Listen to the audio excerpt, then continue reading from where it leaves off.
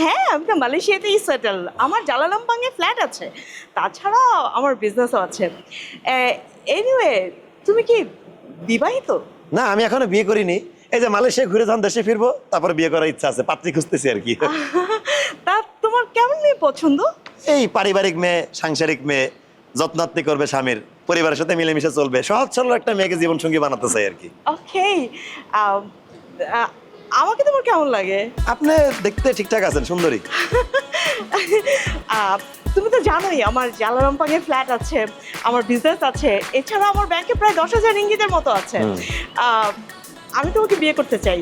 হ্যাঁ, হ্যাঁ, তাহলে আমার ফ্ল্যাটটা তোমাকে দিয়ে দিব, আর আমার যে ব্যাংকে টাকাটা আছে ওইটাও তোমাকে আমি ট্রান্সফার করে দিতে পারি। হ্যাঁ। তুমি রাজি? না না না না না, এই হ্যাঁ সেই হ্যাঁ না, আমি বিয়ে করার কথা বলি না। আমি আপনাকে কেন বিয়ে করতে যাবো? আপনি তো দেখতে বয়স আমার চেয়ে বড়। আরে শামীম, মালয়েশিয়াতে এটা কোনো ব্যাপারই না। দেখেন, ব্যাপার হোক না হোক, আপনার দেখতে অবিকল আমার ছোট খালার মতো। আমার ছোট খালার বিয়ে করার ইচ্ছা নাই। আমি বিয়ে করলে আমার আশেপাশের বয়সের কারণে বিয়ে করবো। শামীম, আমি তোমাকে ভালোবাসা দিয়ে ভরিয়ে দিব। না না, আমার ভালোবাসা ভরাই দেওয়া লাগবে না তো। আমার কোনো ফ্ল্যাট লাগবে না, আমার ব্যাংক ব্যালেন্স লাগবে না। আমার টাকা আছে তো, আমি গোল্ডের ব্যবসা করি, দেশে আমার জমি জমা, শামীম, টাকা পয়সা সব আছে। শামীম, মাফ করে দেন না you আমারে। can try. আরে বাবা, আমি বিয়ে করবো না।